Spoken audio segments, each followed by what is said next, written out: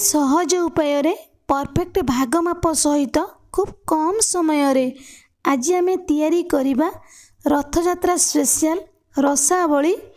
ये मिठाटी प्रभु श्री जगन्नाथ मंदिर रे लगी होता 56 भोगरु अन्यतम। जेकोसी पर्वपर्वाणी दिन मानकरे किंबा एमिति मिठा खाइबा इच्छा हेउथिले एमिति सहज उपाय यही रसावली को बनईकी खाई पारिबे।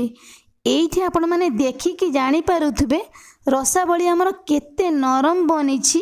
एते नरम बनिछि कि पाटी रे रखिला मात्रे मिलई जीवो। जदि आगुरु आपण माने केबे रसावली बनेई नाहंती ताहले एमिति उपाय रे गोटिए थर बनांतु, देखिबे थरकरे परफेक्ट बनिबो। नमस्कार, मामा किचन ओडिया को आपण मानकु अनेक अनेक स्वागत। एई रसावली पई प्रथमे हमकु दरकार क्षीर।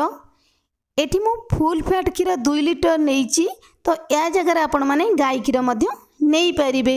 किंतु फुल फैट क्षीर रे छेना बनेइले छेना हमर एकदम नरम बनिबो। एपटे आमे नेई जिबा गोटिए हांडी, सेथिरे आमे देई दबा अल्प किछि पानी। क्षीर हमर तळु बिल्कुल भी लागिबोनी, सेथिरे आमे देई दबा 1 लिटर क्षीर। जेतिकी क्षीर रे आमे छेना बनेइबा तो सेतिकी क्षीर रे आमे रसावली पई रस बनेइबा। एपटे आमे गैस रो फ्लेम को मीडियम रखी एई क्षीर को आमे 1 फुटण आसला पर्यंत छाड़ीबा। क्षीरटी एठी हमर भल भाबरे फुटी आसलानी, आमे गैस रो फ्लेम को ऑफ को नै जिबा। एई क्षीर को छेना छिड़ेबा पई एठी मु नै जाईची 2 बड़ चमच लेंबू रस। लेंबू रस बदल रे आपण माने विनेगार देई परिबे, न नाही दही रे मध्य छेना को छिड़ेई परिबे। 2 बड़ चमच लेंबू रस रे आमे मिसेई दबा 2 बड़ चमच पानी। याको आमे भल भाबरे गोळेई नै जिबा। अल्प अल्प करी आमे एई क्षीर रे दबा, भल भाबरे डंकी रे आमे गोळेई नै जिबा। एमिति आमे अल्प अल्प लेंबू रस दबा, एई क्षीर को आमे गोळेइबा। एका सहित आमे अधिक लेंबू रस दबानी, जदि आमर छेना जल्दी छिड़ी जिवो आउ आमे लेंबू रस दबानी। तेणु करी छेना छिड़ीबा पर्यंत आमे एइभली भाबरे अल्प अल्प लेंबू रस दबा, क्षीर को आमे भल भाबरे गोळेई नै जिबा। एबे आमर छेना हेई आसलानी। ए छेना को आमे सांगे सांगे छांकी नै जिबा। छेना को गरम पानी रे बिल्कुल भी रखिबानी। गरम पानी रे रखिले छेना हमर टाण बनी जिवो। जेमिति आपण माने छेना को छांकी पारिबे, कपड़ा देकी छांकी पारिबे, एमिति मध्ये स्टेनर रे देकी छेना को छांकी पारिबे। एई छेना पानी रे आपण माने कांजी बनेई पारिबे, नहले जेकोसी आंबिल तरकारी बनेई पारिबे, नहले अटा चकले याकू देकी आपण माने चकटी पारिबे। एपटे आमे छेना को 2 रु 3 थर पई भल भाबरे धोई नै जिबा। छेना हमर बिल्कुल भी खटा लागिबोनी। छेना जदि आमर खटा लागिबो ताहले रसावली आमर खटा लागिबो। तेणु करी छेना को आपण माने भल भाबरे धोइबे। धोई सारला परे एमिति आमे 10 रु 15 मिनिट रखी दबा। छेना रे आमर जेतिकी पानी थिबो बाहरी जिवो। एमिति जदि आपण माने स्टेनर रे छेना को रखिबा पई चाहू नाहंती ताहले कपड़ा रे बांधिकी छेना को आपण माने रखी पारिबे। सेही टाइम भितरे रसावली पई आमे रस बनेइबा। तो सेथि पई जो हांडी रे आमे छेना छिड़ेइथिले तो सेम हांडी के मु धोई नै जाइथिली, सेथिरे अल्प किछि पानी देई आमे 1 लिटर क्षीर देई दबा। गैस रो फ्लेम को मीडियम रखी एई क्षीर को आमे फुटिबा पई दबा। एइठी एबे हमर क्षीर फुटी आसलानी। आमे गैस रो फ्लेम को लो मीडियम रखिबा। 1 लिटर क्षीर हमर फुटी फुटी की आधा लिटर हेई जिवो। तो सेही टाइम भितरे छेनारू आमर पानी बाहरी जाइछि। आमे गोटे प्लेट रे बाहर कोन नै जिबा। हाथ रे आमे छेना को भल भाबरे चकटी नै जिबा 5 रु 10 मिनिट पर्यंत। 5 रु 10 मिनिट परे छेना आमर भल भाबरे चकटी हो जाइछि। सेथिरे आमे देई दबा 1 चामच सुजी। सुजी देकी एई छेना को आमे आउ 5 रु 7 मिनिट भल भाबरे चकटीबा। छेना को आमे जेतिके भल भाबरे चकटीबा रसावली आमर सेतिकी नरम बा सॉफ्ट बनिबो। एथिरे बिल्कुल खाइबा सोडा देबेनी। खाइबा सोडा देले तेलर आमर रसावली खोली जिवो। एपटे आमर 15 रु 20 मिनिट हेई गलानी। आमे 1 लिटर क्षीर फुटेइथिले, फुटीगला परे आमर आधा लिटर क्षीर हेई आसलानी। सेथिरे आमे देई दबा 4 रु 5 बड़ चामच मिल्क पाउडर। याको आमे भल भाबरे टिके गोळेई नै जिबा। तापर आमे देईदबा आधा छोट चामच ग्रीन गुजराती गुंड 5 ରୁ 7 बड़ चामच चीनी मिठा आपण मानकु केतिकी पसंद रसावली रे तो सेई अनुसार आपण माने चीनी देबे।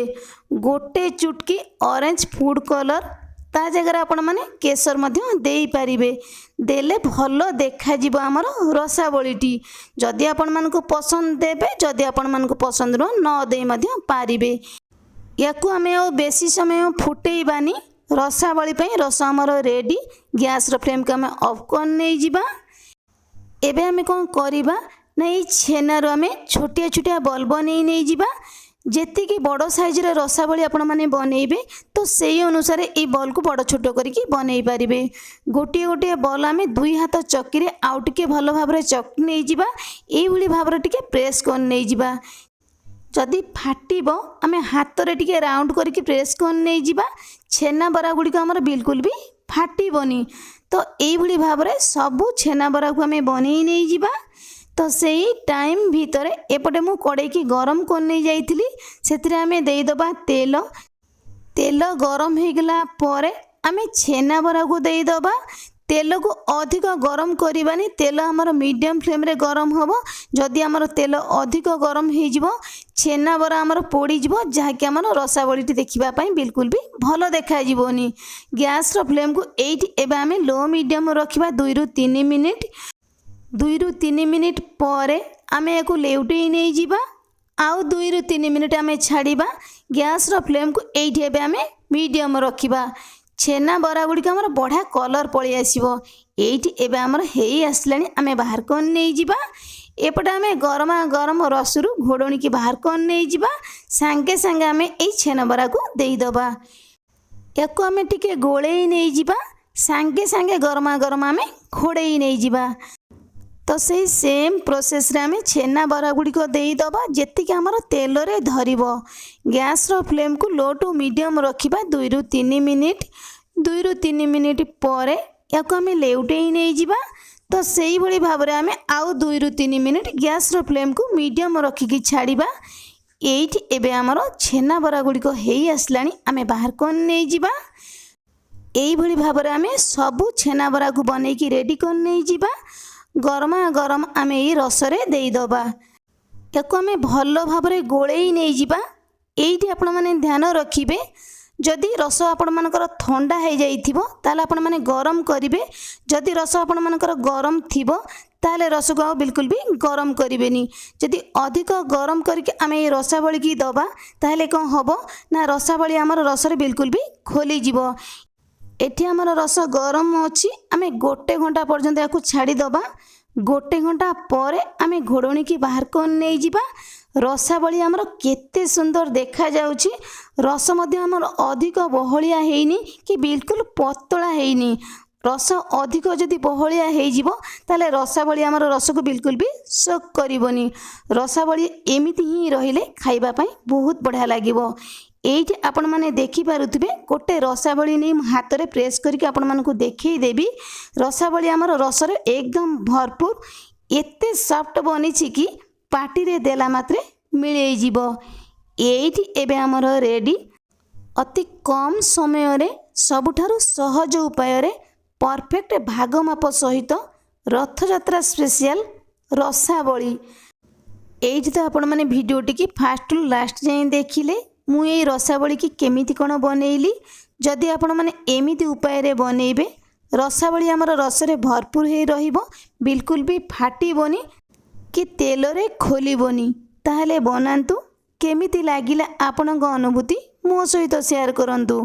तेबे आजि पई रहिबी पुणी आसीबी आउ एक नुआ रेसिपी नै। से पर्यंत रहिबी। नमस्कार। जय जगन्नाथ।